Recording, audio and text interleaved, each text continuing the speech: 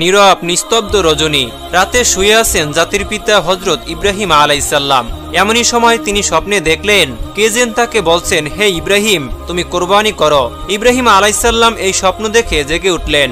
পরের দিন সকালে তিনি 100 উট আল্লাহর রাস্তায় কোরবানি করে দিলেন। পরের দিন আবারও তিনি শুয়ে রয়েছেন। আবার ভেসে আসলো সেই দৈব বাণী, কে যেন তাকে বলছেন, হে ইব্রাহিম, তুমি আল্লাহর রাস্তায় কোরবানি করো। পরের দিন সকালে আবার হযরত ইব্রাহিম আলাইহিসসালাম 100 উট আল্লাহর রাস্তায় কোরবানি করে দিলেন। কিন্তু হায়, মনে হয় আল্লাহ পাক রব্বুল আলামিনের দরবারে তার এই কোরবানি কবুল হয়নি। তাই পরের দিন তিনি আবার যখন বিছানায় শায়িত রয়েছেন, তখন আবার ভেসে আসলো সেই দৈব বাণী, হে ইব্রাহিম, তুমি কোরবানি করো। কে যেন বারবার তাকে বলছে, হে ইব্রাহিম, তুমি আল্লাহর রাস্তায় তোমার সবচাইতে প্রিয় বস্তুটিকে কোরবানি করো। পরের দিন সকালে হযরত ইব্রাহিম আলাইহিসসালাম ভাবতে লাগলেন, আমি পরপর 2 দিন 200 উট আল্লাহর রাস্তায় কোরবানি করলাম, কিন্তু